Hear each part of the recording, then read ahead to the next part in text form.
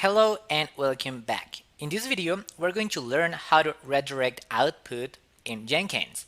So in Bash, remember that you are going to be working with Bash because in the job definition, if we go to configure, we define a shell. So a shell is exactly the same thing that your Bash command.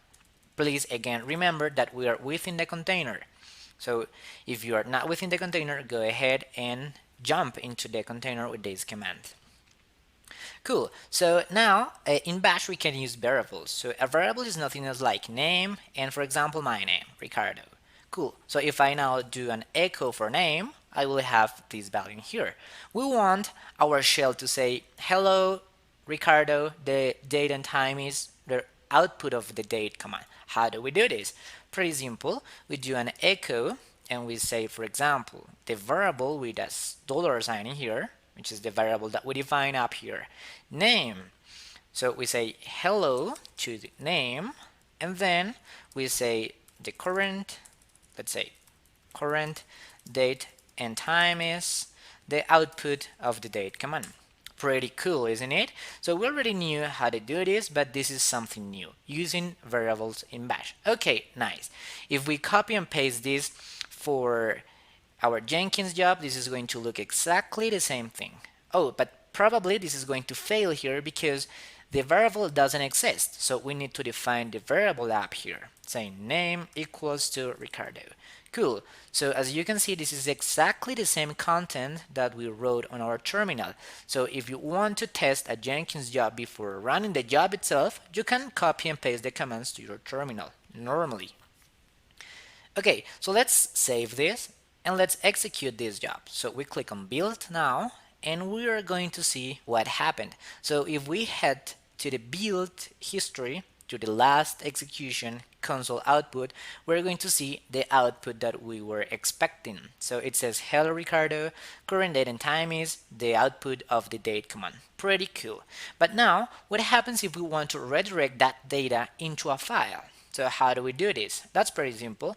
We put this sign, which is a redirection sign in Bash, and then we give it a path, like for example temp, and we say info, for example. Hit enter, and as you can see, nothing comes in the terminal as a response.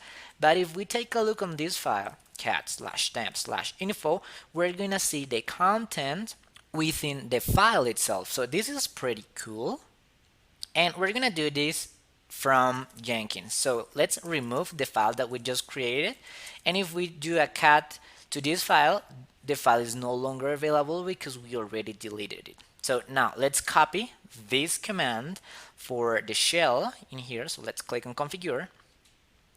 Let's delete our current configuration and let's paste the new one. And as you can see, we're redirecting this into a file. So okay, let's click on save and let's click on build now. If you see the build, let's go to the number, console output, and as you can see, the job actually finished as success. So now let's go to our container and let's look for that file. And as you can see, it is perfect. The file is actually being created from our Jenkins job. So for example, if I remove the file again, I do a cat, the file doesn't exist anymore.